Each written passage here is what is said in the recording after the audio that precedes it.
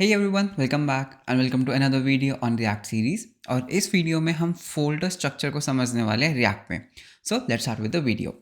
सो react का folder structure बहुत easy है, बहुत मिनिमलिस्ट है। ओके, तो एक एक करके अंडरस्टैंड करते हैं। तो सबसे पहले हमारे पास आता है नोड मॉड्यूल्स। सो नोड मॉड्यूल्स हम सबको पता है, जहाँ पे हमारे जितने भी पैकेजेस जो हम इंस्टॉल करते हैं उसका जो सोर्स कोड होता है वो हमारे नोड मॉड्यूल्स के अंदर स्टोर होता है। तो जैसे हमने नोड जेएस में देखा था, जैसे हम एक्सप्रेस वगैरह इंस्टॉल करते थे, तो जो उसका एक्चुअल कोड होता है वो कहाँ इंस्टॉल होता है, वो नोड मॉड्यूल्स में इंस्टॉल होता है। ठीक है, उसके बाद हमारे पास आता है पब्लिक फोल्डर। रिएक्ट क्या करती है, जो भी तुम डेटा, जो भी तुम चीज़ें पब्लिक फोल्डर में रखोगे वो स्टैटिकली सर्व हो सकती हैं।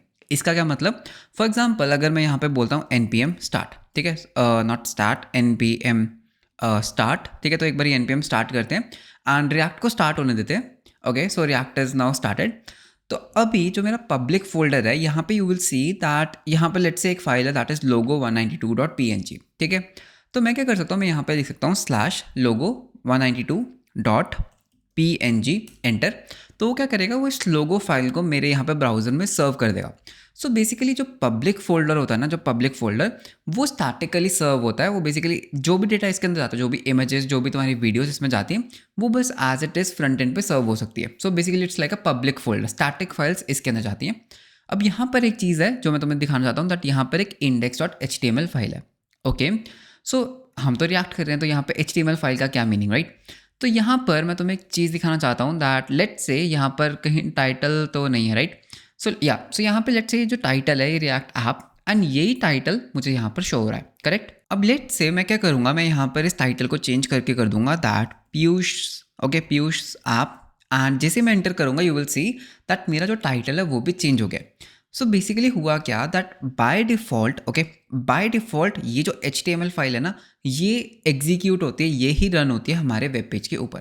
सो इस चीज़ को प्रूव करने के लिए मैं क्या करूँगा, मैं यहाँ पे एक इंस्पेक्ट एलिमेंट ओपन करूँगा and if you will see that यहाँ पर क्या हो रहा है ना, पहले हमारे पास यही सेम HTML है। ठीक है, इसको थोड़ा जूम आउट करके दिखाता हूँ दैट ये जो पर्टिकुलर HTML फाइल है ना, यही HTML फाइल यहाँ पर रेंडर हो रही है। ओके, तो अगर मैं व्यू पेज सोर्स करता हूँ लाइन रहा, so you can see that ये वही HTML फाइल है यहाँ पर जो हमें यहाँ पर दिखाई दे रही है। लेकिन इस HTML फाइल में तो कुछ है ही नहीं, लाइक ये तो बहुत ही खाली सी फाइल है दैट यहाँ पर बस एक div id रूट है। तो ये सब चीज़ें कहाँ से आ रही है, ये जो लोगो रोटेट कर रहा है, ये जो एडिट SRC कहाँ से, ये सब चीज़ें कहाँ से आ रही है? तो रिएक्ट क्या कर रही है ना, रिएक्ट बेसिकली अपना जो कोड है, अपना जितना भी हमारा जो कोड है, जितना भी एनिमेशंस है, वो इस रूट के अंदर इंजेक्ट कर रही है। ओके, लेट से मैंने यहाँ पर इसको बोल दिया हेलो, ठीक है, तो मैंने इसकी जो आईडी है वो चेंज कर दी हेलो। जैसे मैं एंटर करूँगा तो यू विल सी दैट हमारा जो वेब पेज है वो खाली हो चुका है। क्यों? बिकॉज रिएक्ट क्या करती है, बाय डिफ़ॉल्ट एक आईडी को ढूंढती है, एक डिव आईडी को ढूंढती है, जिसकी आईडी क्या होनी चाहिए, रूट होनी चाहिए, राइट? तो इसको मैं वापस से क्या करूँगा, रूट में कन्वर्ट, एंड हमारा वेब पेज रन कर रहा है। ओके, लेट्स से मैंने यहाँ पर एक H1 लगाया दैट टेस्टिंग। ओके, तो यहाँ पे मैं लिखूँगा टेस्टिंग 1 2 3, ठीक है, तो टेस्टिंग। तो अभी देखना क्या होगा, मेरे पास पहले ऊपर आएगा टेस्टिंग 1 2 3, उसके बाद नीचे मेरे पास क्या आ रहा है, रिएक्ट का ऐप आ रहा है। सो बेसिकली तुम क्या कर सकते हो, तुम अगर मैं सबको हटा देता हूँ, मैं इसको सेव करूँगा, हमारे पास कुछ भी नहीं है। सो बेसिकली जो index.html होता है, इसके अंदर हमारे पास कुछ भी एक HTML हो सकता है, राइट? एक सिंपल HTML, उसके अंदर हमारे पास एक डिव होना चाहिए जिसकी आईडी क्या होनी चाहिए, आईडी होनी चाहिए रूट। ओके, तो बेसिकली ये फाइल क्या करती है, ये फाइल एग्जीक्यूट होती है हमारे रिएक्ट सर्वर में, एंड रिएक्ट क्या करती है, जितना भी हमारा रिएक्ट का कोड होगा, जितना भी हमारा रिएक्ट रिलेटेड कोड होगा, वो इस रूट के अंदर चला जाएगा। So you can see everything is working. ठीक है, सो बेसिकली क्या होता है, ये वाली फाइल है जो एक्चुअली रन करती है, एंड इसके अंदर हमारे पास एक डिव होता है जिसकी आईडी क्या है, रूट। तो रिएक्ट क्या करती है, इस रूट को ढूंढती है एंड अपना जितना भी कोड है वो कहाँ इंजेक्ट कर देती है, वो इस डिव के अंदर इंजेक्ट कर देती है। तो ये तो था हमारा public folder. Okay, so public folder हमें समझ आ गया। उसके बाद आता है SRC फोल्डर। सो SRC फोल्डर पे 1 मिनट के बाद आते हैं। उसके बाद हमारे पास डॉट गेट इग्नोर है। सो इसका मतलब क्या होता है कि जो भी मैंने इसके अंदर लिखा हुआ है, अगर मैं गिट पे इस पर्टिकुलर प्रोजेक्ट को पुश करूंगा तो ये सारी फाइल्स गिट पे पुश नहीं होनी चाहिए, right? Because node modules and all, because वो हम दोबारा से जनरेट कर सकते हैं npm इंस्टॉल करके। सो गिट इग्नोर, सो बेसिकली क्या इग्नोर करना है गिट पे। उसके बाद हमारे पास आता है package.json। सो package.json फाइल नॉर्मल फाइल जिसके अंदर हमारे पास नेम है प्रोजेक्ट का, वर्जन है हमारे पास डिपेंडेंसीज है। सो डिपेंडेंसीज में we have react, react DOM, react scripts. Okay, तो उसके बाद हमारे पास कुछ स्क्रिप्ट्स हैं जिसमें से हमने स्टार्ट स्क्रिप्ट को अभी रन कर रखा है। फिर उसके बाद कुछ ESLint कॉन्फ़िगरेशंस हैं, ब्राउज़र लिस्ट है, तो कुछ चीज़ें हैं। सो बेसिकली ये क्या, ये हमारे प्रोजेक्ट की कॉन्फ़िगरेशन है। ओके, अब ये है रीडमी फाइल, मतलब it's just a readme file, ठीक है, तो इसके बारे में वरी करने की ज़रूरत नहीं है। अब चलते हैं एसआरसी फोल्डर के अंदर। अब रिएक्ट क्या कहती है, वो क्या करेगी, जब भी हम एनपीएम स्टार्ट करेंगे वो एक फोल्डर को ढूंढती है, दैट इज एसआरसी। एसआरसी का मतलब होता है सोर्स, बेसिकली यहाँ पर हमारा सोर्स कोड है। ओके, क्या इस फाइल का कुछ और नाम रख सकते हैं? क्या इस फोल्डर का हम कुछ और नाम दे सकते हैं? नहीं। लेट अस से दैट मैंने इसको SRCC कर दिया। जैसे मैं एंटर करूंगा मेरे पास एक एरर आया, कैन नॉट रिजॉल्व। तो बेसिकली वो SRC ढूंढने का उसने ट्राई किया, बट उसको SRC फोल्डर नहीं मिला। सो इसका नाम क्या होना चाहिए? इसका नाम बाय डिफॉल्ट SRC ही होना चाहिए। एंड SRC के अंदर वो बाय डिफॉल्ट index.js फाइल को रन करता है। ठीक है, सो रिएक्ट क्या करती है, SRC फोल्डर को ढूंढती है और इसके अंदर index.js फाइल को रन करती है। अब यहाँ पर एक चीज़ दिखाते हैं, एक चीज़ देखते हैं यहाँ पर क्या हो रहा है। हम ना क्या कर रहे हैं, हम यहाँ पर बोल रहे हैं दैट रिएक्ट डॉम, ठीक है, तो हमने रिएक्ट डॉम को इंपोर्ट किया। हमने बोला एक रूट बनाओ हमारे लिए, क्रिएट अ रूट, एंड हमने बोला document dot get element by ID root. तो ये document dot get element by ID root कहाँ से आ रहा है? If you remember index dot HTML में हमने क्या आईडी दी थी? Root. Let us say that मैंने इसको नाम दे दिया हेलो। तो अभी तुम देखोगे दैट कुछ भी रन नहीं कर रहा है, बिकॉज हम वो अपने रिएक्ट ऐप में क्या बोल रहे हैं दैट हमें कहाँ पर रेंडर करना है अपना प्रोजेक्ट? रूट में। सो इसको भी मैं क्या कर दूंगा, हेलो कर दूंगा, तो हमारा प्रोजेक्ट दोबारा चलने लगेगा। करेक्ट। सो बेसिकली हम क्या बोल रहे हैं कि हमारी एक HTML फाइल है जिसमें इसको हम रूट रहने देते हैं।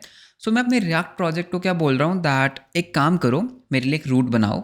रूट मतलब कि यार, मतलब बेसिकली क्या है ना, एक्चुअल वेब पेज पे मुझे वो चीज़ कहाँ पे रेंडर करनी है। तो मैंने इसको एक आईडी दे दी रूट, विच इज़ ओके।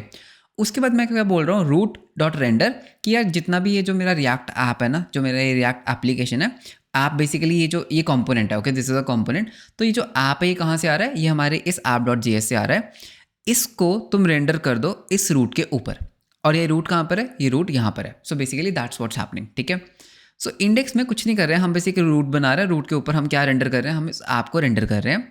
तो इस ऐप को देख लेते हैं। तो ये वो ऐप है जो बेसिकली रन करता है। तो अगर तुम वापस जाके देखोगे तो यहाँ पे हमारे पास एडिट SRC app.js, तो बेसिकली वो यहाँ से आ रहा है। ओके, अगर लेट से मैं इसको हटा देता हूँ एंड मैं यहाँ पे सिंपल H1 में लिखूंगा that hello from react app. ठीक है, तो जैसे मैं इसको एंटर करूंगा तो क्या होगा, बेसिकली मेरा hello from react app screen पे आ जाएगा। एंड इस पर्टिकुलर चीज़ को कौन रेंडर कर रहा है? इस पर्टिकुलर चीज़ को रिएक्ट रेंडर कर रही है। ओके, बिकॉज अगर मैं राइट क्लिक करके व्यू पेज सोर्स करता हूँ, यू कैन सी दैट यहाँ पर तो हमारे पास कुछ भी नहीं है। करेक्ट, यहाँ पर हमारे पास कुछ भी नहीं है। लेकिन रिएक्ट क्या करती है, इस आईडी रूट के अंदर उसने एक क्लास बनाई ऐप, एंड उसके अंदर उसने क्या रख दिया, हेलो फ्रॉम रिएक्ट ऐप। तो ये बेसिकली ये पर्टिकुलर HTML कहाँ इंजेक्ट हो गया जाके? सो बेसिकली मैं तुम्हें फ्लो बताता हूँ। हमने क्या किया, एक ऐप बनाया, ये एक कॉम्पोनेंट है। ओके, हमने क्या किया, जो भी यहाँ से रिटर्न किया वो हमारे इंडेक्स में गया। इंडेक्स में हमने उसको इंपोर्ट कर लिया। हमने उसको बोला यार इस ऐप को रेंडर कर दो। कहाँ पे रेंडर कर दो? रूट पे। रूट कहाँ से आ रहा है? Get element by ID root पे। और पब्लिक के अंदर index.html के अंदर हमारे पास ये रूट है, और यहाँ पर हमारा वो रिएक्ट ऐप रेंडर हो जाता है। तो ये है वो बेसिक फ्लो, ये है वो बेसिक प्रोजेक्ट स्ट्रक्चर जो रिएक्ट फॉलो करती है। Okay, so I hope that ये ज़्यादा कंफ्यूजिंग नहीं लगा होगा। ठीक है, अभी के लिए ओवरकिल लग रहा होगा यार, एक हेलो वर्ल्ड लिखने के लिए इतना कुछ करना पड़ता है रिएक्ट में। डोंट वरी, जब हम आगे कॉम्प्लेक्स एप्लीकेशंस बनाएंगे तो हमें पता लगेगा दैट रिएक्ट कितना हेल्प करती है डॉम मैनिपुलेशन में। बट ठीक है, ऑब्वियसली मैं ये तो नहीं बोलूँगा दैट छोटे एप्लीकेशंस को रिएक्ट में बनाना चाहिए। रिएक्ट प्रोडक्शन ग्रेड एक फ्रेमवर्क है जिसको हमें बड़े प्रोजेक्ट्स में यूज़ करना चाहिए। Okay, so I hope that एक फोल्डर स्ट्रक्चर समझ आ गया होगा। ठीक है, सो बेसिकली नोड मॉड्यूल्स जिसमें हमारा सारा NPM पैकेजेस जाते हैं। पब्लिक, ये वो फाइल है जो बेसिकली सर्व होती है, ठीक है, फ्रंट एंड पे, जिसमें से index.html फाइल सर्व होती है। ठीक है, तो इसके अंदर हमारे पास एक div id रूट होता है। तो हम क्या करते हैं, सोर्स फोल्डर के अंदर हम क्या करते हैं, हम बेसिकली हमारा जितना भी सोर्स कोड है वो यहाँ जाता है, चाहे वो हमारी CSS फाइल्स है, चाहे वो हमारी जावास्क्रिप्ट फाइल्स है। सो बेसिकली जितना भी हमारा रिएक्ट रिलेटेड सोर्स कोड होगा वो इस SRC फोल्डर के अंदर जाएगा। अगर तुम कोई भी रिएक्ट का कोड, कोई भी react related code SRC folder के बाहर लिखोगे, वो कंपाइल नहीं होगा, वो एग्जीक्यूट नहीं हो पाएगा। सो जितना भी कोड लिखना है SRC फोल्डर के अंदर लिखना है। ठीक है, SRC फोल्डर के अंदर पहली फाइल कौन चलती है? रूट। तो रूट के अंदर हम स्पेसिफाई करते हैं दैट कहाँ पे हमें अपना प्रोजेक्ट रन करना है। ठीक है, एंड उसके बाद SRC फोल्डर के बाहर हमारे पास package.json फाइल आती है जिसके अंदर हमारे पास कुछ कॉन्फ़िगरेशन है, कुछ स्क्रिप्ट्स हैं। So this was a short video, but I hope that हमें समझ आ गया होगा दैट एक रिएक्ट का प्रोजेक्ट स्ट्रक्चर कैसे काम करता है। सो बेसिकली हम 90% ऑफ द टाइम हम इस फोल्डर को नहीं छेड़ेंगे, पब्लिक फोल्डर को। ठीक है, तो उसको बाय डिफॉल्ट रहने देते हैं।